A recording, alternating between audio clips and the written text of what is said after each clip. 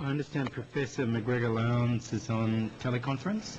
Thank you, Senator. Can you hear me? Yes, we can.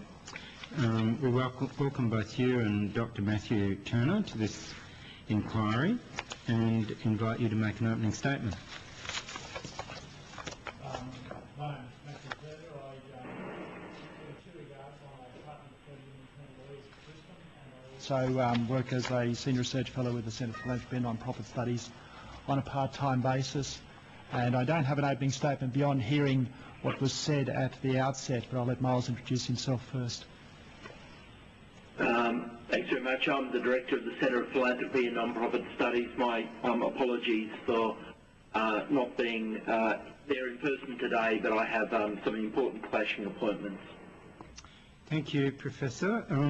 You're a little bit loud on the phone, so perhaps you could just move back 5 or 6 inches.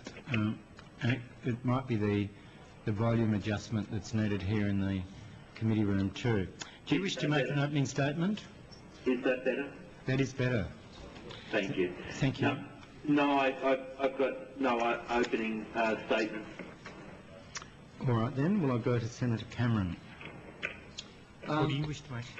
All I would say, and having heard the evidence of the last witnesses and the extent of cross-examination in relation to charities, commissions and so on, I didn't make any significant comment at all in relation to my submissions on that, and I thought it might be helpful to the committee if I made a comment to begin in relation to that. Well, please do. This Senate Economics Committee last year looked into accountability and transparency, including not-for-profit organisations, and it recommended, from my memory, and I didn't come prepared on this point, a commission for the whole of the not-for-profit sector, not charities.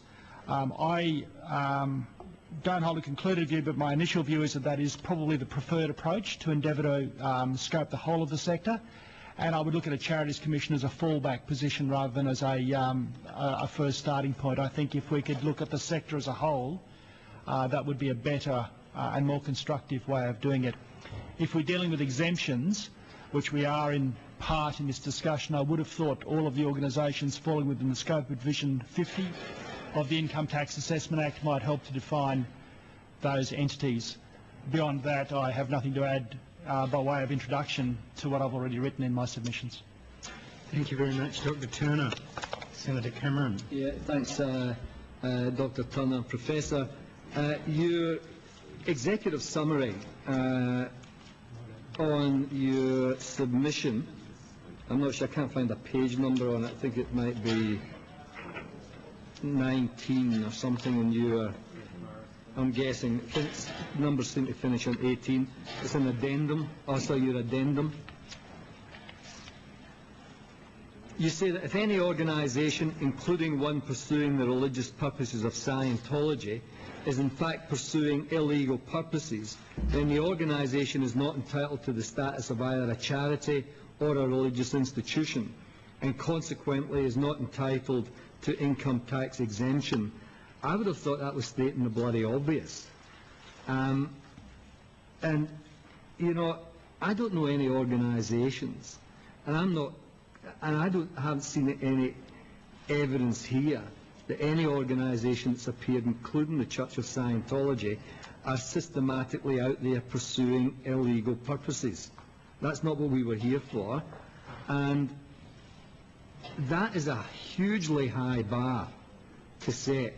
Why wouldn't it be that if an organisation who is receiving financial support from the public purse cannot behave in a fair and reasonable manner, that they shouldn't be entitled to the benefits of tax-free status? Because we've had the senators come here and want to talk about the trade union movement. The trade union movement and its registration processes have got huge obligations in terms of behaviour. There are huge penal provisions in relation to bad behaviour. But and that's not just systematic, that is just if bad behaviour takes place. Why do you set the bar for charities so high that they've got to be pursuing bad behaviour? Why is there no check and balance on bad behaviour per se? there's a lot in just about all of the issues that there's a lot in what you've just said, Senator, and I'll endeavour to take them in pieces if I can, because it'll take us straight into the heart of many of the issues in debate. The first issue, if I could, I've jotted down 5 issues from what you've said. One is entitlement to financial support and the tax breaks associated with that. The second one is the fair and reasonable manner, and I think that tied in with your last one in relation to the height of the bar. There's a number of issues tied around the height of the bar and public purpose. The next one was, and it ties in with some questions you put to the last witness in relation to a standard of activities as against purposes. And the fourth one, I think, was in relation to accountability for trade unions and others. Why should charities have a lower standard? I'll endeavour to address those one by one if I can, and then you can take me further with the questions from there. First issue in relation to financial support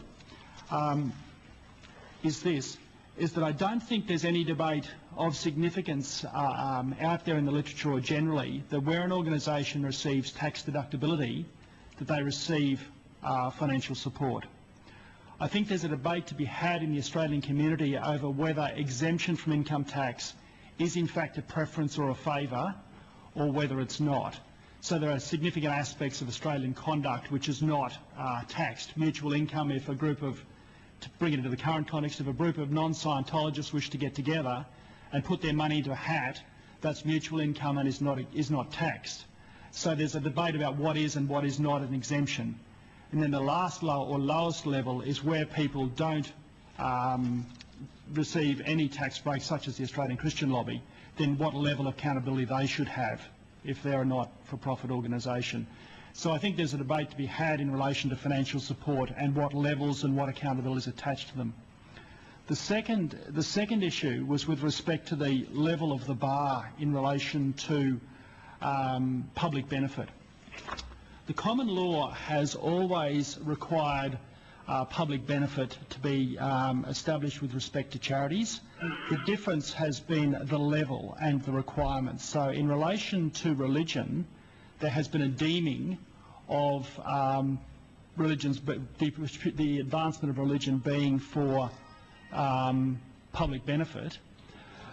A presumption, and that presumption is relatively easily rebutted, and there are cases which involving particularly contemplative religious orders where the presumption of public benefit has been absent. The debate in Europe, which was raised earlier, is that England and Scotland and Wales require religious organisations to prove that they are for the public benefit since 2006, and the Scottish legislation was a year or two later. I've forgotten the date.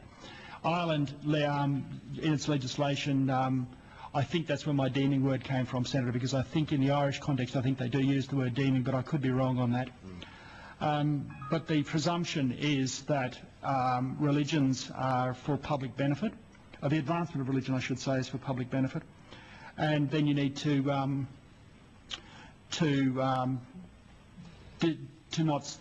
have some evidence that you're not satisfying that presumption, and then lose the status of a charity. And I might just add a further comment in relation to that. Part of the reason I think the common law has taken that approach is because proving public benefit for the advancement of religion is incredibly difficult. You either set a low bar, Senator, and say opening up your doors to public worship is for public benefit, or you have to set another standard. And it's not in the general proposition that the problem lies, but in identifying when a church, the advancement of religion, is for public benefit and what it's not. And so I'm not sure, and I have followed the debate in England, and I've read the more recent ruling in relation to public benefit and religion that's come out of the English and Wales Charities Commission. And I'm not yet sure, and I think time will tell on this, whether it's actually changed things at all. So there's been a lot of debate, a lot of angst, a lot of grief and all those sorts of things, but I'm not actually sure that when we distill it right down, we've actually made, if any significant difference. And the struggle is going to be, what do we require of organisations that are pursuing religious purposes to demonstrate they're for the public benefit? And when the last witnesses were speaking, I don't think they articulated that particularly clearly. But there are a lot of ordinary folk out there in small congregations in rural contexts, for example, and for them to show that they're for public benefit could be quite an onerous task when they don't know what they've got to do to prove it. If opening their doors for public worship is enough, then we might as well leave the status quo as it. Even if it's not, we need to tell those congregations clearly, well, you've got to do this X, Y and Z.